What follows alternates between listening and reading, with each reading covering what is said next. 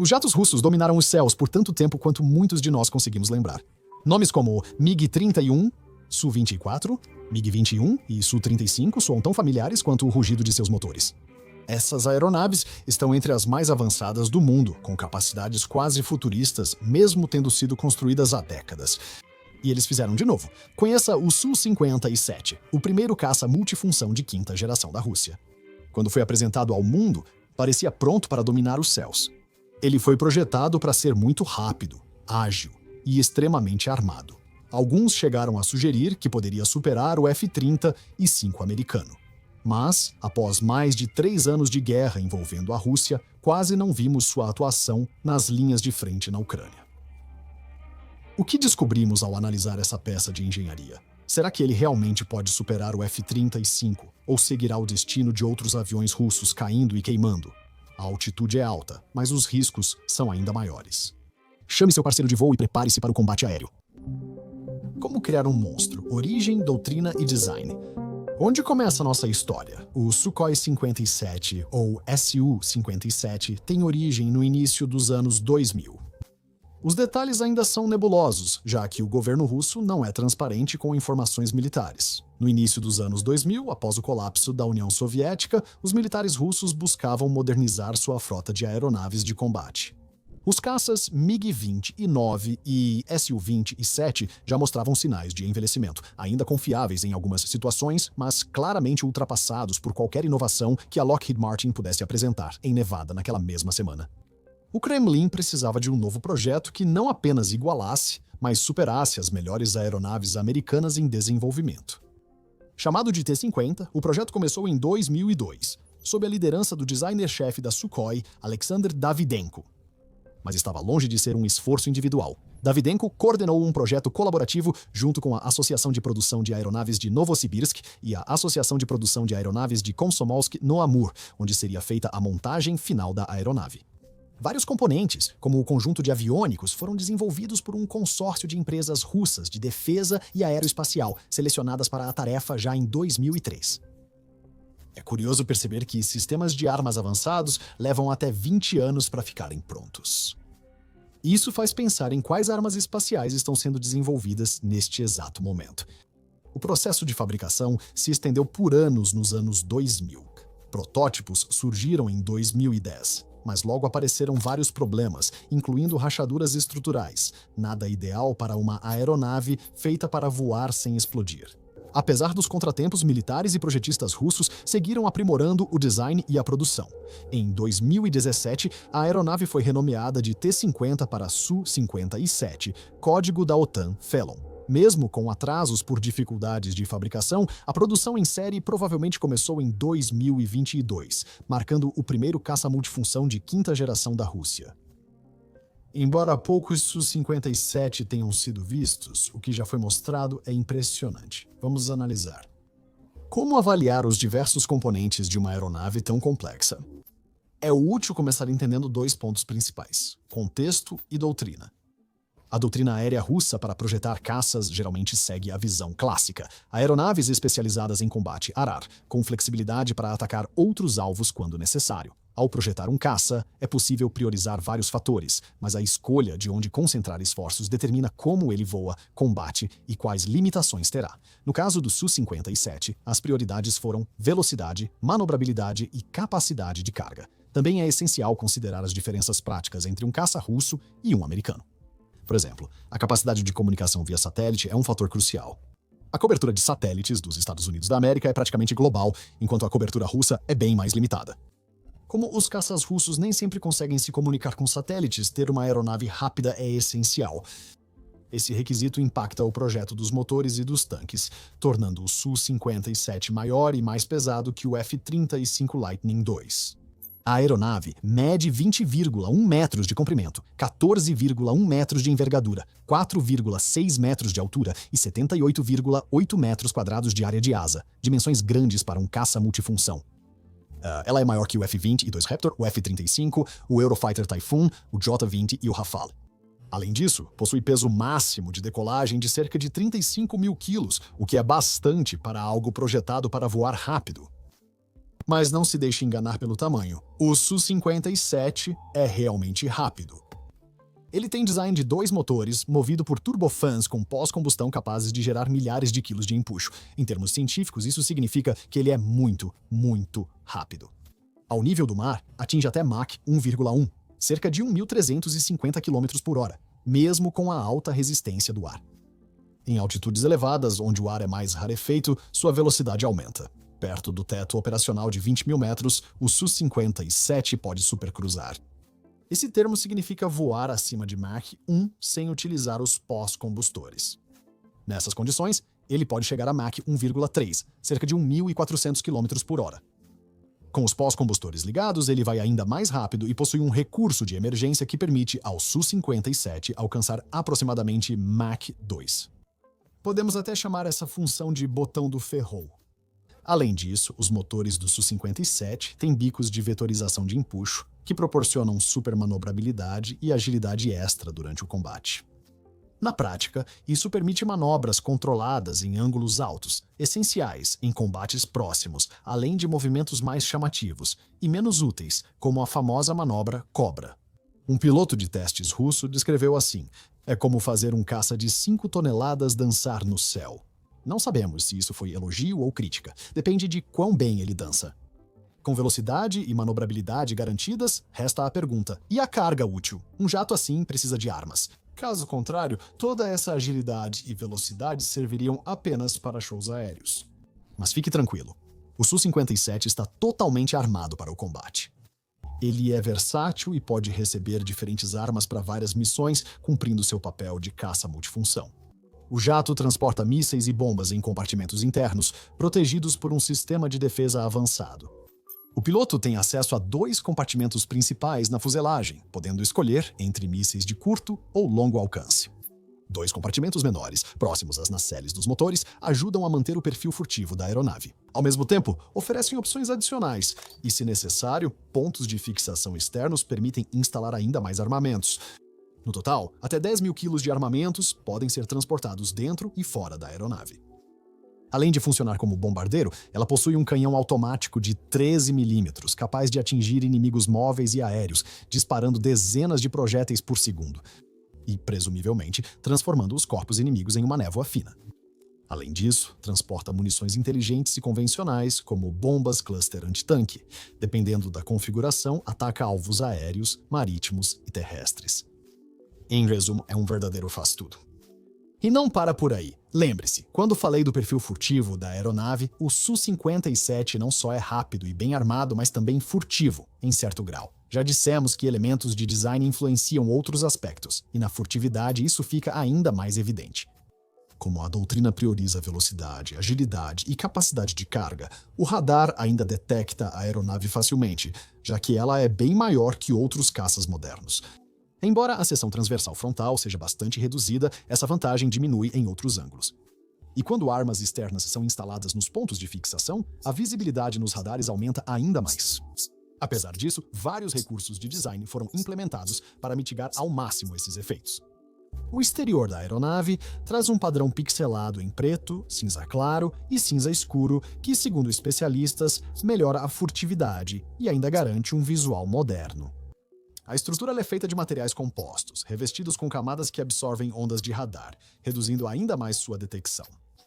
Os compartimentos internos de armas também contribuem para sua capacidade de supercruzeiro furtivo. Mas é totalmente invisível? Não. É furtivo, mas de forma limitada, quase como um ninja desajeitado. E se você acha que isso é tudo, está enganado. A cereja do bolo está no conjunto de aviônicos e guerra eletrônica.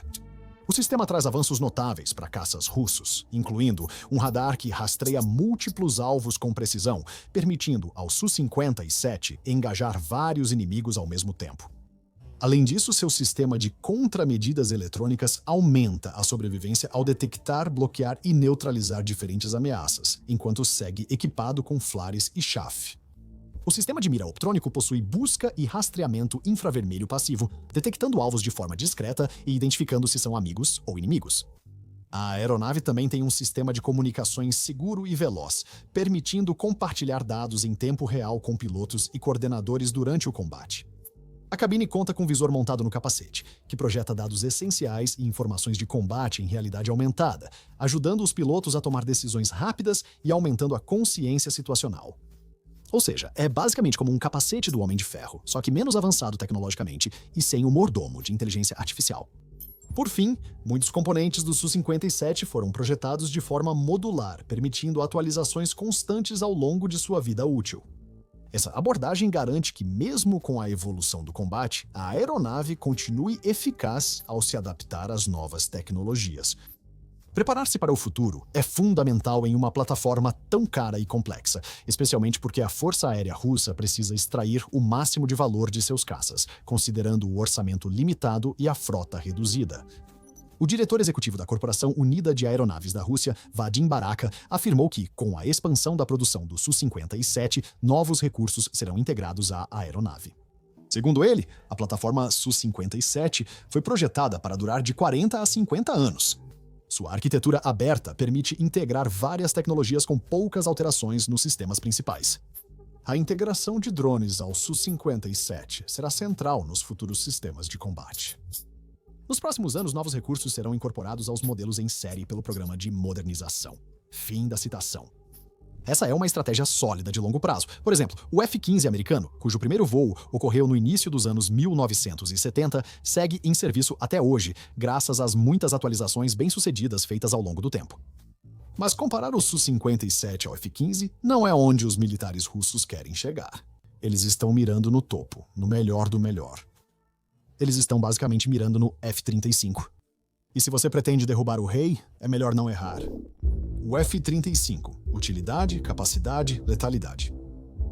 Com base no que sabemos do Su-57, como ele se compara à aeronave mais avançada já construída, você pode se perguntar por que não o comparamos ao F-20 e 2 Raptor, já que o F-20 e 2 é mais focado em combates aéreos, sendo rápido e ágil como o próprio Su-57. Se fosse apenas pelo desempenho de voo, essa comparação faria sentido. Mas hoje não falamos só de voo, e sim de implicações práticas no campo de batalha. O F-35 será em breve o principal caça das Forças Armadas dos Estados Unidos, enquanto o Su-57 terá papel semelhante para a Rússia. Na prática, é mais provável que um Su-57 enfrente um F-35 do que um F-20 e 2, já que existem muito mais F-35 em operação. Além disso, as diferenças de design entre o F-35 e o Su-57 tornam a comparação mais interessante. Aliás, se quiser, pode discutir isso conosco nos comentários. Com isso em mente, vamos começar comparando doutrinas e conceitos operacionais. Depois, vamos analisar lado a lado várias especificações importantes e, por fim, destacar os elementos de design que diferenciam esses dois caças. No design de aeronaves não existe almoço grátis, apenas compensações baseadas na doutrina de voo. O F-35 foi concebido como plataforma integrada, interoperável e multifuncional, já o Su-57 seguiu prioridades clássicas russas. O foco do F-35 está em furtividade, guerra eletrônica e integração total no campo de batalha, deixando de lado velocidade e agilidade, pontos centrais no Su-57. Ainda assim, o F-35 consegue vencer muitos caças em combate aproximado. Seu design foi otimizado para a máxima eficácia no campo de batalha moderno, mais do que para atributos tradicionais de caças. Já o Su-57 é hoje o maior caça multifunção disponível no mercado, o que traz vantagens e desvantagens. Ele é quase 5 metros mais longo e 4 metros mais largo que o F-35. Esse tamanho permite usar 2 motores, ao contrário do F-35, que tem apenas um. E isso é crucial para a doutrina russa, já que permite ao Su-57 ser muito mais rápido que o F-35. O Su-57 alcança pouco acima de Mach 1,1 e pode supercruzar perto de Mach 1,3. O F-35, por outro lado, costuma voar a Mach 0,95, embora alguns digam que consiga supercruzar a Mach 1,2 em certas situações. O Su-57 alcança até Mach 2, enquanto o F-35 chega a Mach 1,6 com pós-combustores. Em velocidade, o Sukhoi leva clara vantagem. O Su-57 pode ser mais manobrável, mas só um combate real mostraria o resultado. O piloto-chefe do Su-57 disse que sua agilidade pode ser vantagem sobre o F-35, mas recomenda ceticismo diante desse tipo de comentário. Afinal, o F-35 também possui vetoração de empuxo em seu motor, permitindo executar todas as manobras sofisticadas que o Su-57 consegue. Velocidade e agilidade refletem filosofias de design diferentes, moldadas pelos requisitos específicos de cada país. O Su-57 foi projetado para voar mais alto que o F-35, o que contribui para sua alta velocidade, possível graças ao tamanho maior e aos dois motores. Mas essa escolha de design tem um custo. O Su-57 consome muito mais combustível em comparação. Seu raio de combate efetivo, decolar, cumprir a missão e voltar sem reabastecer, é de cerca de 1.250 km. Embora esse alcance seja impressionante e aumente bastante fora de combate, o F-35 está em outra categoria. Com alcance de combate de 2.200 km, quase o dobro do Su-57, o F-35 tem clara vantagem. A resposta curta para isso são os porta-aviões. A Rússia não possui sistemas confiáveis e já não projeta poder aéreo global. Ela precisa de uma força capaz de atacar rápido e forte e depois voltar em segurança ao território nacional.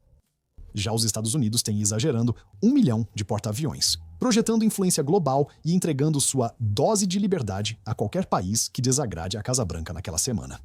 Seus caças são projetados com autonomia e eficiência em mente, prontos para longas missões a partir de porta-aviões e bases da Força Aérea espalhadas pelo mundo. A variante F-35 Tipo C foi feita especificamente para porta-aviões. Já o Su-57 nem conseguiria decolar do Kuznetsov, não só porque o navio enferruja em doca seca, mas porque o caça nunca foi projetado para operar em porta-aviões. O F-35 é, previsivelmente, muito mais forte na categoria que prioriza, e que os russos não priorizam, a furtividade. Seu conjunto de recursos furtivos o torna praticamente invisível ao radar, permitindo penetrar defesas inimigas com facilidade. O Su-57, em comparação, poderia estar voando com um enorme letreiro de neon piscando. Essa vantagem beneficia o F-35 em todo tipo de combate, ar, terra ou contra alvos marítimos. Como disse Muhammad Ali, flutue como uma borboleta, pique como uma abelha. Os russos não podem atingir o que não conseguem ver. 2-1 para o F-35. Quanto aos sistemas de armas, ambos parecem empatados, cada um com armamentos variados e adaptáveis à missão. Os sistemas russos são um pouco mais antigos, mas no fim das contas, uma bomba é uma bomba, ainda explode. Mas quando falamos de guerra eletrônica e contramedidas, não há comparação possível. O Su-57 é impressionante e representa um grande salto para a tecnologia russa. O F-35 é conhecido como uma plataforma de sensores. Na verdade, é um dos equipamentos eletrônicos mais avançados já desenvolvidos. Seu radar está entre os mais sofisticados já integrados a uma aeronave de combate e suas capacidades de contramedidas eletrônicas são incomparáveis. O sistema de matriz do F-35 mapeia o solo, monitora o clima e identifica alvos a até 100 milhas para atacá-los com mísseis guiados a laser. Embora o Su-57 destaque o disparo fora do campo de visão, ele não chega perto desse nível. O F-35 possui 6 sensores que oferecem consciência total de 360 graus. O piloto usa um capacete avançado com visor ao estilo Homem de Ferro, transmitindo informações entre cabine, satélites, sistema de alerta e controle aerotransportado e centros de comando, mantendo todos cientes da situação. Ele pode engajar múltiplos alvos ao mesmo tempo, sincronizar com drones e ainda é extremamente difícil de atingir, principalmente porque é difícil de detectar. Essa combinação de recursos torna o F-35 excepcionalmente eficaz em combate. Você não precisa sempre ser o mais rápido para ser o mais perigoso. Nessa comparação, o Su-57 simplesmente não compete. F-35 vence por 3-1. Ele ainda conta com variante de decolagem e pouso vertical, útil em diferentes cenários de combate. No geral, o F-35 pode realizar 99% do que o Su-57 faz, enquanto o Su-57 alcança talvez 75% a 80% do que o F-35 entrega. Então, será que ele vai destronar a Freedom Airlines? Provavelmente não, embora a diferença possa diminuir com o tempo. Não há vergonha em ficar em segundo lugar diante de uma máquina tão notável. Além disso, um F-35 custa cerca do dobro de um Su-57, revelando as limitações e outros fatores em jogo. Mesmo com o orçamento militar quase ilimitado dos Estados Unidos da América, o F-35 segue como a melhor aeronave independentemente do custo. No papel, muitos descartaram o Su-57 como mais um erro da aviação russa, mas ele de fato oferece capacidades úteis em vários aspectos. Ainda que não rivalize com o F-35, merece respeito como caça de quinta geração pelos seus próprios méritos. Mas se você notou quanto tempo ainda restava no vídeo de hoje, provavelmente já sabia que um mais estava vindo. O Su-57 enfrenta problemas e limitações práticas reais em sua eficácia no campo de batalha.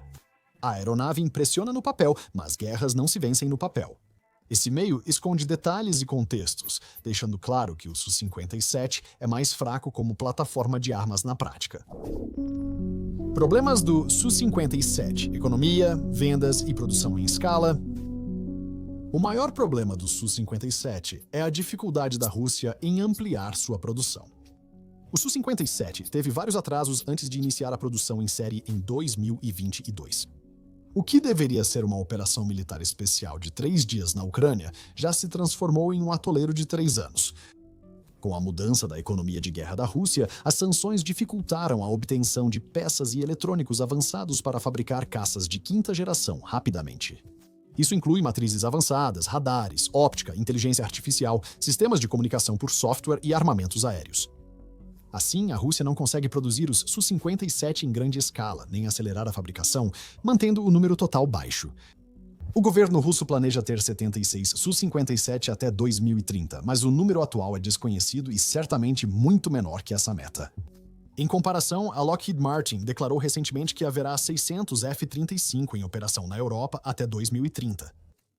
Não é preciso ser um gênio da matemática para perceber que 600 é muito mais que 76, e isso não favorece o Kremlin.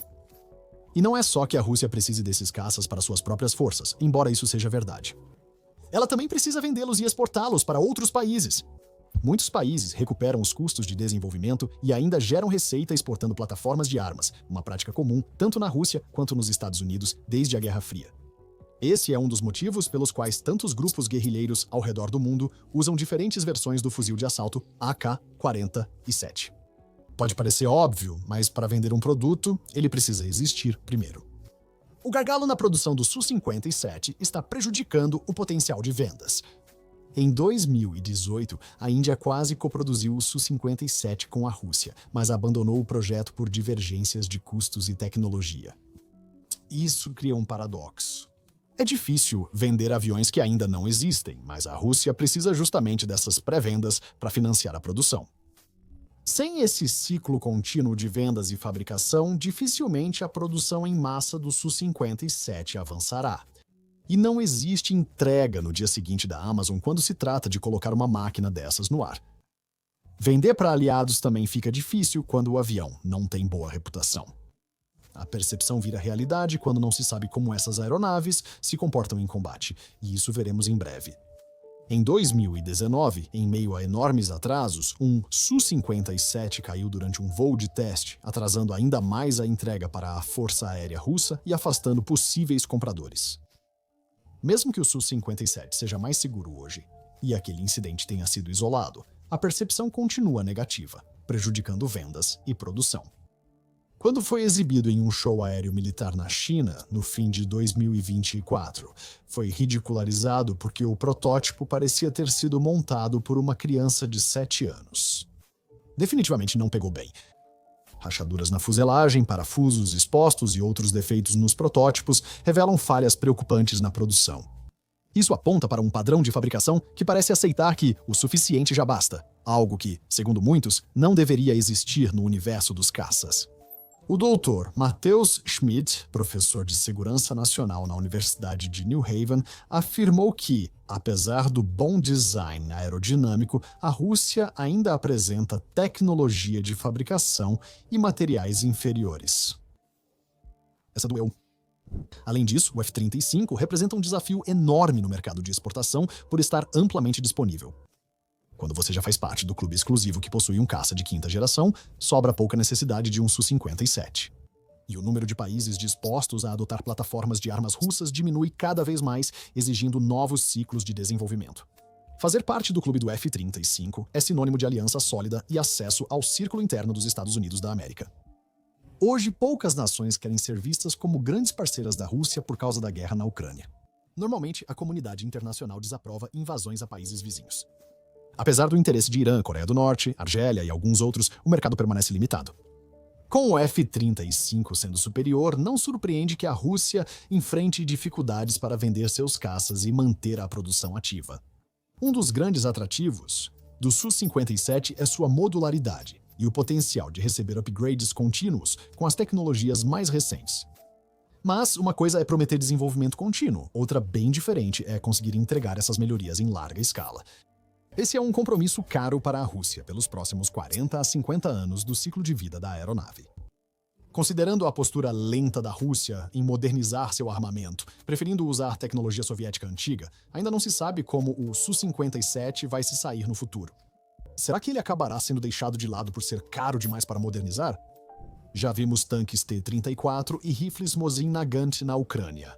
Agora querem que acreditemos que a Rússia conseguirá manter uma frota de caças de quinta geração tão avançada quanto a dos Estados Unidos? Talvez eu seja apenas cético, mas pessoalmente não estou convencido. Mesmo que Moscou tivesse essa capacidade e assumindo que a cadeia de suprimentos funcionasse bem, os desafios ainda seriam imensos. O exército russo, antes da guerra na Ucrânia, já era marcado por corrupção e por uma cultura de desvio de peças para revenda. Soldados chegaram a remover componentes dos veículos, deixando-os inoperantes. Apesar de alguma melhora desde o início do conflito, basta ver o estado do Moskva, antigo navio-chefe da frota do Mar Negro, para entender a gravidade da situação. Alguém poderia dizer, com razão, que Moskva agora significa Recife de Coral russo. E o ponto é claro: se corrupção e má manutenção atingirem os Su-57 da mesma forma, essas aeronaves avançadas podem nem chegar a decolar. O problema se agrava pelos enormes desafios que clientes potenciais enfrentam ao integrar o Su-57 às suas forças armadas. Não é tão simples quanto comprar a aeronave. Sistemas, softwares, comunicações, treinamento e estratégia precisam ser planejados e coordenados com precisão. Esses fatores devem causar novos atrasos. Os custos também aumentam em cascata.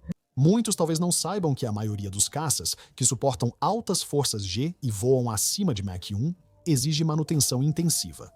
Por exemplo, os F-35 apresentam falhas críticas a cada 11 horas de voo, o que não é muito, e para cada hora no ar precisam de entre 4 e 8 horas de manutenção. E isso sem contar motores e sensores, que podem levar ainda mais tempo para reparar. Todos esses técnicos e especialistas também precisam ser pagos, não apenas pilotos e instrutores de voo, o que eleva ainda mais os custos. Se o Su-57 alcançar esses números, como se espera de um caça de quinta geração, a Rússia terá um grande problema. Para manter aeronaves de quinta geração, é preciso dinheiro e profissionais qualificados. Como já vimos, a economia da Rússia não sustenta esse tipo de projeto, e muitos jovens que poderiam manter esses caças fugiram do país ou foram enviados à linha de frente na Ucrânia. Os militares russos também já perderam vários pilotos no conflito. Essa falta de pessoal especializado será difícil de resolver rapidamente, limitando a produção até o fim da guerra, ou até encontrarem outra solução. Até agora, a Rússia não perdeu nenhum Su-57 na Ucrânia, pelo menos em voo. Em junho de 2024, drones ucranianos de longo alcance teriam destruído um deles em solo. Não vimos Su-57 abatidos em combate porque havia pouquíssimos deles disponíveis. Isso reforça a ideia de que ou existem poucos em serviço, ou sua tecnologia stealth é muito superior ao que imaginávamos. Há outro ponto revelador sobre as alegações do Kremlin de que o Su-57 participou de missões de ataque estratégico. Até agora, há poucas provas de que essas missões tenham ocorrido fora de espaços aéreos não contestados. Ou seja, a aeronave não foi testada em combate aéreo real, apesar de ter sido projetada exatamente para isso. Ela deveria ser usada em combates aéreos, mas tem servido mais como uma plataforma móvel de artilharia aérea. Ataca de longe, a muitos quilômetros de distância e sai rapidamente da área. E valorizo a artilharia tanto quanto qualquer um. Ela é vista como a rainha do campo de batalha, mas esses caças custam milhões para serem feitos e operados. Certamente existem usos melhores para um ativo tão caro do que apenas servir como arma de longo alcance de alto custo. Os militares russos têm sido cautelosos com o Su-57, como mostramos no vídeo sobre sistemas portáteis de defesa antiaérea. Isso mostra como essas máquinas avançadas e velozes podem ser abatidas com relativa facilidade. Com poucos Su-57 em serviço e a produção lenta, substituir perdas se torna um enorme desafio. Ao mesmo tempo, os militares lidam com o fato de que essa plataforma está sendo vendida e divulgada a várias nações. Não é nada motivador pagar preço cheio quando um caça é derrubado por um jovem de 20 anos com um foguete portátil que custa apenas uma fração do valor de um avião de quinta geração. Perder um Su-57 pode não mudar o rumo da guerra, mas arranha a reputação da aeronave, algo que o Kremlin não pode permitir se quiser exportá-la. Assim, o Su-57 acabou se tornando valioso demais para ser usado em operações ativas. Isso levanta outra questão. Se caças de quinta geração podem ser neutralizados por sistemas portáteis de defesa antiaérea, talvez o investimento neles não compense. É um ciclo vicioso para a Federação Russa. Estão condenados se fizerem e condenados se não fizerem. Em teoria, não há nada fundamentalmente errado com o Su-57. Na prática, não dá para ter muitos. São lentos para produzir, têm alcance limitado e podem ser detectados por radar ou abatidos por sistemas portáteis de defesa antiaérea. Além disso, faltam técnicos treinados, eles não são tão eficientes quanto alternativas já existentes e seu rival direto é superior em quase todos os aspectos, além de estar mais disponível. Essa é simplesmente a dura realidade. Se conseguirem montar uma frota e vender a aeronave para o mercado global, isso pode mudar o jogo. Seria útil se o Su-57 tivesse sucesso real em combate contra caças inimigos pelo menos uma ou duas vezes. Até lá, o Su-57 é mais um truque de marketing voador do que um competidor sério, lançando mísseis com um capacete estilo Homem de Ferro. O Su-57 hoje. Política, combate, limbo... Então, onde isso nos deixa? Qual é o status atual do Su-57 e seus possíveis mercados globais? Bem, como já mencionamos, apesar de todos os desafios, várias nações, principalmente aliadas ou que buscam laços mais estreitos com Moscou, demonstraram interesse considerável. A China tem seu próprio programa de quinta geração e não precisa do Su-57, mas o Irã mostra interesse desde 2025. A Coreia do Norte pode seguir o mesmo caminho e a Argélia chegou a declarar que seria uma das primeiras nações a encomendar Su-57 da Rússia. Só podemos torcer para que eles não precisem de muitos. Apesar das incertezas nas vendas, a Rússia continua exibindo as capacidades do caça em feiras e eventos militares pelo mundo. Não é combate, mas já é alguma coisa. A Índia ela aparece como o cliente potencial mais interessado. Ao longo dos anos, a Índia comprou uma quantidade significativa de equipamentos militares russos para apoiar o crescimento e a modernização de seu exército. A Força Aérea Indiana já opera 260 aeronaves Su-30 russas. Esse relacionamento sugere que, pelo menos no quesito comunicação, a integração pode não ser um grande obstáculo. Ainda assim, incorporar um caça de quinta geração em uma força que não o projetou nunca é simples. Um país precisa estar realmente comprometido para adquirir um caça multifunção avançado.